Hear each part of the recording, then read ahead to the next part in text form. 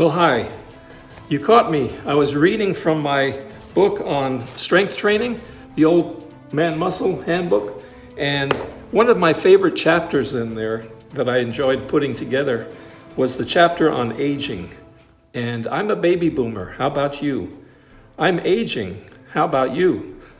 Well, I've got a new video series that I want you to view along with me. And it has to do with this very topic of aging and baby boomers. So look for it. It's going to be on my YouTube channel and also on my Facebook page. So the information comes out of my book to a certain extent, but you know what? There's new information always. And I've kept up with the information, and I'm including something new and interesting for us in the video series. So even if you have a copy of the book, that's great. You have a great background on the topic of aging, but I'll give you even more information through the video series that's to come. So I invite you to that, and I wish you all the best. Take care until next time. Bye-bye. Well, hi friends, Pete Morano back again, Old Man Muscle video chat series. And this is video chat number 7. And I want to introduce a topic that will probably span several video chats. The topic being aging and baby boomers. So a lot of you are baby boomers, and I am too. Some of you may not be, but all of us are aging, aren't we? So the information actually that I'm going to share, a lot of it comes out of my handbook for older men, the Old Man Muscle, Older Man's Guide to Building Muscle and Strength. I just showed it to you. And I'm going to go beyond what's contained in the pages a little bit as I have new information. Even though the book came out in 2020, there's always new information to share. So I'm excited about sharing it with you. Starting with this first video chat, we're going to introduce the topic of what kind of an ager are you and what kind of an ager am I? Are you an active ager? Are you an independent ager? Are you a dependent ager? Are you an elite ager? Well, I can tell you that having had hip surgery just recently and come through that, I moved from being an independent ager to being a dependent or a dependent ager. And now I've managed to move back into the independent category. But it's important that we understand where we're at in terms of the overall aging spectrum so that we might have a chance to do something about aging. And that's the exciting news that I'm going to share with you. So this is the first installment. And I hope you'll enjoy the information that we're about to dig into together right now. Thanks for being with me. Bye-bye. Well, let's get started with the slideshow. And as we move to the outline, we see that we're going to have an introduction to the baby boomer generation. We're going to discuss categories of aging and then being an active ager. So as we move forward, the baby boomer generation. What's going on? Who are these baby boomers? Well, we see a group of them right there, happy and smiling. It's people who were born after World War II, so from 1946 to 1964 as their birth year. And they have specific aging challenges in store. And when I say they, I mean we, since I'm right in the middle of that. But there's still a lot of us around. In fact, the oldest boomers are going to turn 75 in 2021, which, as I'm recording it, is this year. Now, the bad news about being a baby boomer is that we are more likely than previous generations to develop lifestyle-related diseases like diabetes, high blood pressure, heart disease, and obesity. In fact, the millions of baby boomers out there are in need of direction and support when it comes to anti-aging exercise strategies and lifestyle behaviors. And this is something that we're going to get into in my series. Furthermore, boomers need to be aware of the 5 types of aging, especially since 4 of them can be controlled to some degree by the individual. And this is something we will talk about today in this slide set. So moving on to the next slide, you see it's a series of graphs here showing how in the year 2020, it's outlined there in red, the majority of boomers were in the 65 to 74-year-old category. But in about 10 more years, all boomers are going to be 65 or older. Because why? Time doesn't stand still, right? Well, let's have a little fun. I've just got a few slides, 3 slides to be exact, coming up that show a then and now of a famous person, 3 famous people. And we're going to see how they looked in their prime and how they appear more recently, which is to say, as we see, no one is immune to the reality of aging. So here, first of all, we have Kareem Abdul-Jabbar, or as he was known in high school and in college, Lou Alcindor. And then we have President George W. Bush, and the last one that I'm showing here, Annie Lennox. And you took note of their birth dates, I presume. Alrighty, so let's move on. In fact, you might want to create a slide of yourself from your younger days and how you are today, and that would be slide number 4. We'll just put it in there. So the next slide is maybe humorous, but it's also serious. Have you heard of this saying, "Okay, boomer"? Well, it has to do with generational conflict. Baby boomers are sometimes criticized by younger, debt-burdened individuals who are frustrated by what they perceive to be financial inequality. So the dismissive retort, "Okay, boomer," is aimed at our current baby boomer old generation, right? By these younger folks, many of whom think that everything from the environment to social equality and also the workplace has been ruined by baby boomers. So this word on the next slide that is superimposed on everything is ageism, and ageism means outright discrimination based upon a person's age. And it could be toward any age, not just older people. It could be in reverse toward younger people. The point is, it's wrong. And this "okay, boomer" thing, I think there's enough blame to go around on both sides. So why don't we just bury the hatchet and work together? That's always a good strategy, instead of being at odds with each other. Alrighty, we're going to move along to a new topic now. In fact, I want to explain or define 3 terms that have to do with aging, and they are life expectancy, lifespan, and longevity. So the first one, life expectancy, is the actual number of years a person lives, and actually should be able to expect to live. And you know what that is? It's 79 years.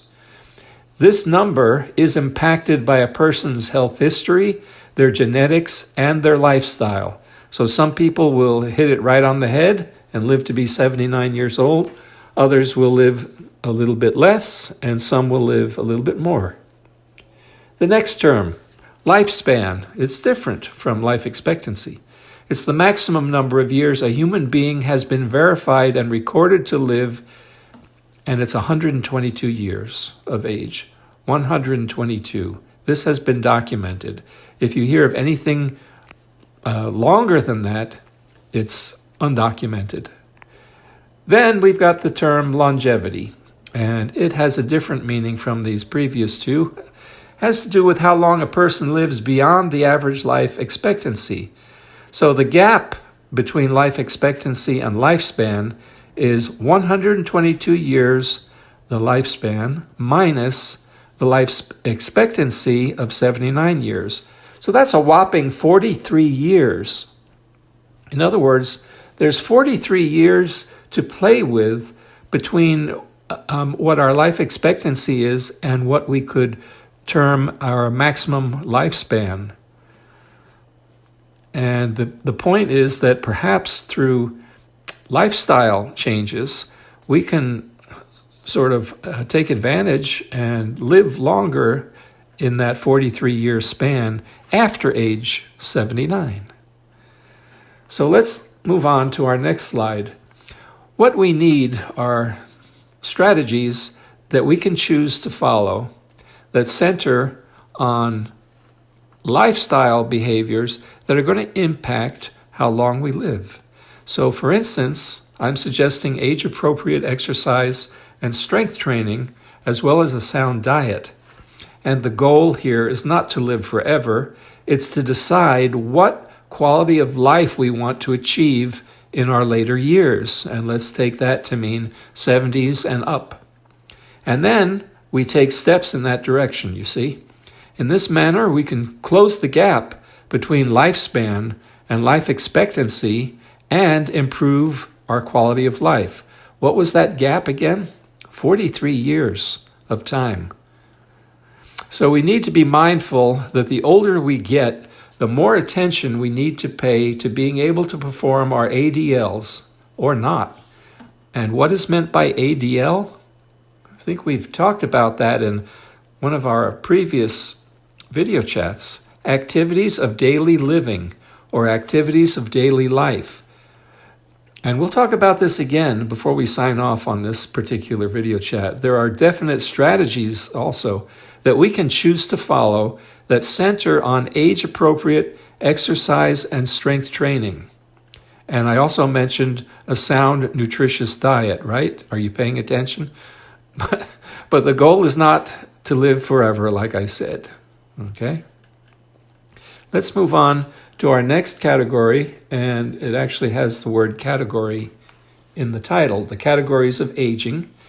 You see it, and being an active ager.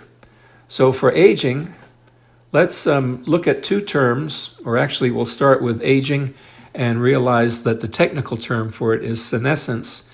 It represents the sum total of body processes that begin to decline once we reach adulthood.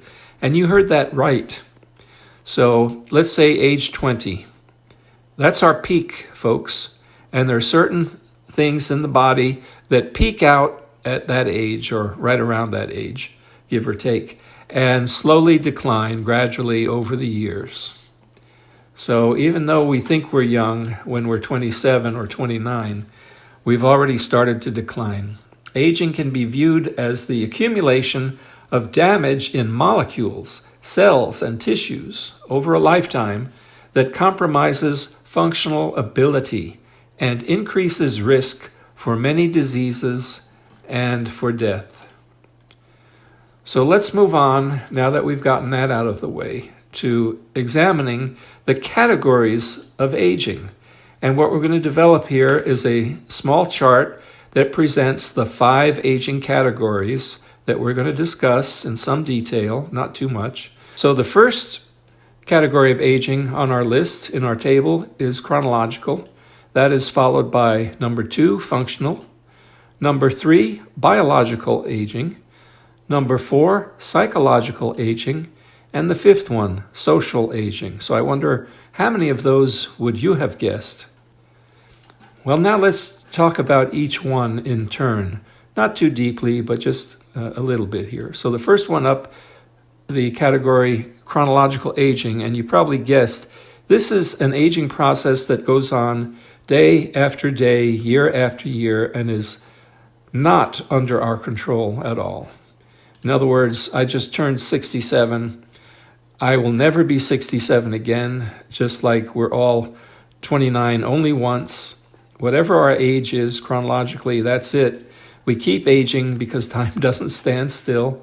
As we said earlier, chronological aging is how old we are in time, years, for instance. It's that simple.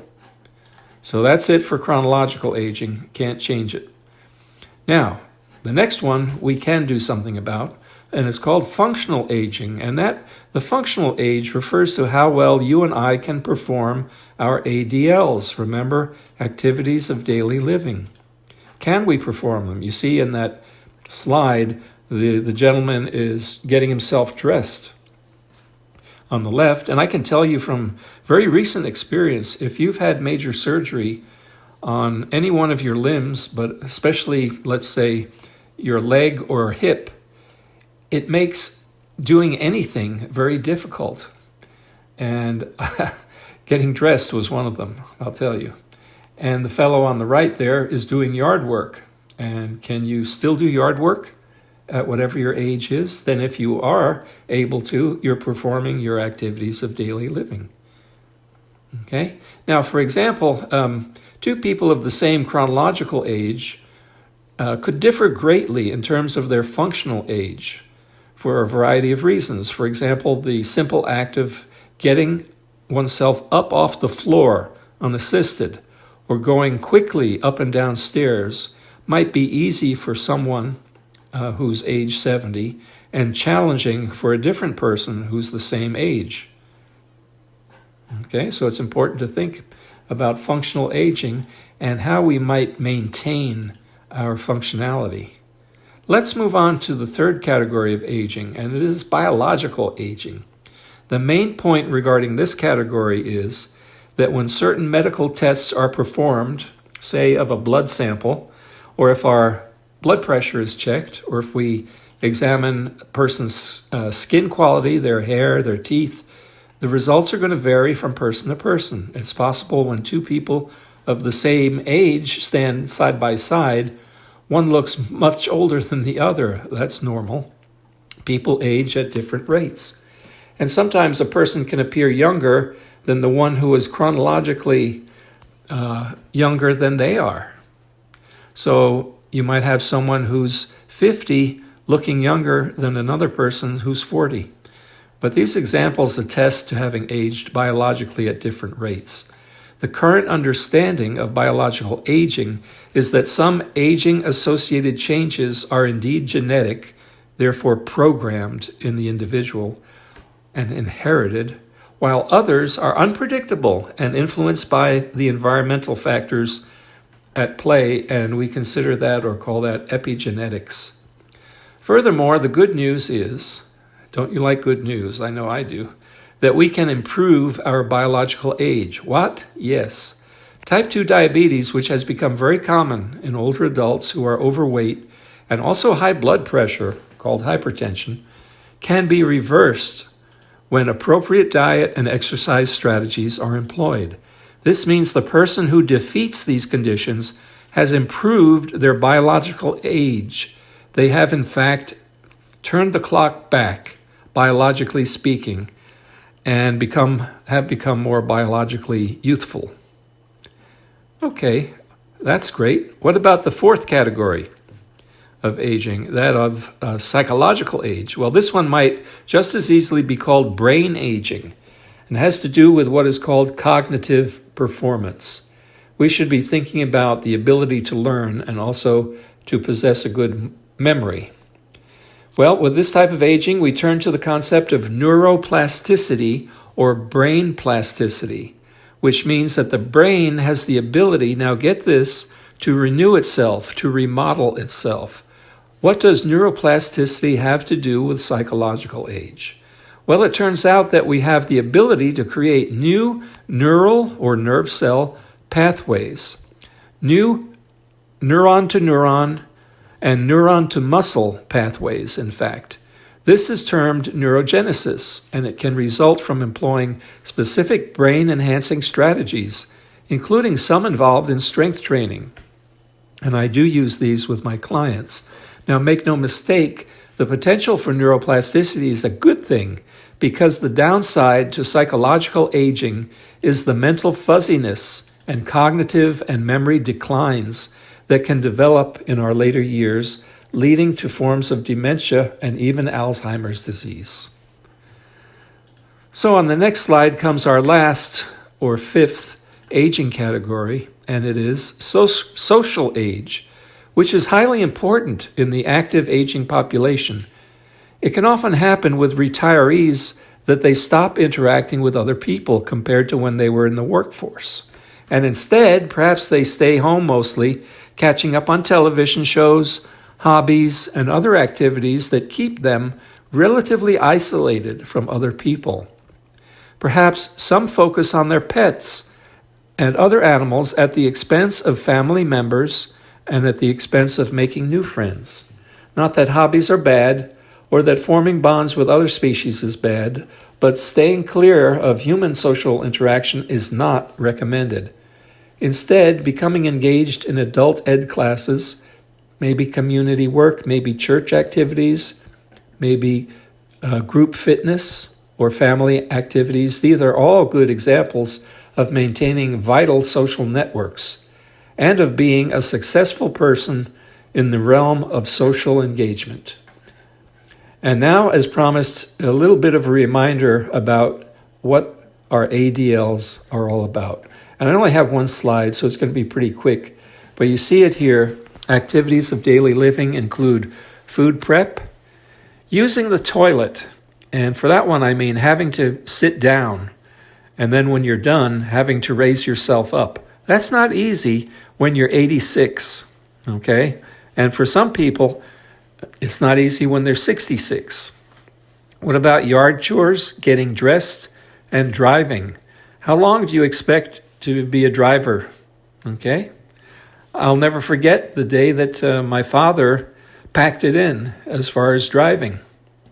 He had a fender bender in the neighborhood, and that kind of did it for him. He said, I'm not going to drive anymore. So these things happen. Okay, the key is that we're wanting to hold on to our activities of daily living, being able to complete them, to perform them as long as possible. And that brings me to the next topic of active aging. Okay, so here we go. Look at this slide. Anyone who is age 50 plus, so 50 and higher, can and should become an active ager to whatever extent she or he can.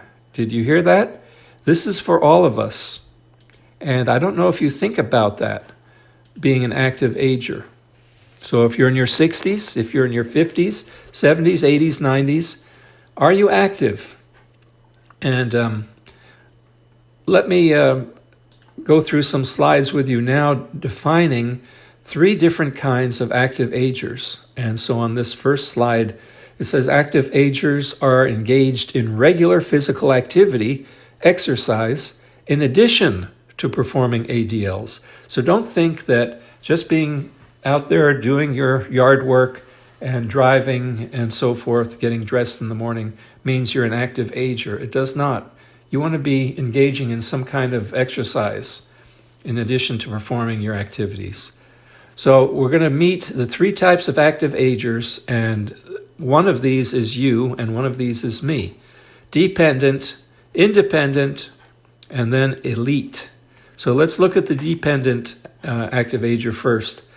So on the slide it says, this type requires some assistance in performing activities of daily living and in performing exercise. And so when I was post-surgery, I had difficulty doing a lot of things, and I required assistance, not just in the form of a device, but in the form of a person. And so that's a dependent active ager. I was in rehab, so I was exercising as well as doing ADLs with help. So the next type, independent, on the next slide, this independent active ager is able to get up out of bed in the morning and perform all ADLs each and every day, as well as participate in strength training without or with minimal assistance. And so in my case, again, I wanted to move into that category from the dependent to independent. And I looked forward to that day, and it did come thanks to some very good rehab. And then the third category, and wouldn't it be nice to be in this one? Maybe some of you are, the elite active ager, someone who is able to function independently and at a high level, even at a very advanced age. So that's something that you either can do or you can't. And I used to think that I would be an elite athlete into my older age, but such things as osteoarthritis of both knees and then hip surgery and so forth kind of dampened that dream. And the reality is I'm happy that I'm an independent active ager, engaged in strength training as my sport. I can't do basketball with the knees that I have currently, but of course I can always think about getting knee replacements, and we'll see. But anyway, let me ask, which is you? Which category of active ager do you presently fit in? And do you believe you can change from where you currently are? Okay, a couple of further points to realize here is, number 1, even if you are not elite or even independent as an active ager, you can still be an active ager. Okay, that doesn't mean you're out of the game. A dependent person should still consider getting started with some regular exercise or body movement routines, modified as needed according to their specific physical circumstances. And this is where, quite frankly, a trainer who is knowledgeable in the challenges of aging and also knowledgeable in age-appropriate exercise modifications can really help provide invaluable guidance. And then the second point, and it is that an active ager lifestyle supplies anti-aging lifestyle components that can help a person be young when they are old, or said another way, die older but younger. Did you get that? Moving, staying active, and especially strength training, which we're going to talk about, are strong anti-aging medicines that can keep us out of, rather than put us into, the hospital when properly programmed and performed. And I can't emphasize that enough. So, a quick summary before I get back on the camera to close out part 1 of our series on aging and baby boomers. So in terms of a quick summary, we know now a few facts concerning baby boomers and that they have challenges. We've defined the term aging as well as life expectancy, longevity, and lifespan. We've discussed the 5 categories of aging. Do you remember them? And we now appreciate that we can impact 4 of the 5 depending on our lifestyle. We can actually try to grow older and be younger. And we've discussed ADLs and what it means to be an active ager. And we've discussed the 3 types of active agers. So I hope you found the slides useful and the information therein. And now let me resume the video with a brief closing. Well, that information gets us started on the topic of aging and baby boomers. Did you enjoy it?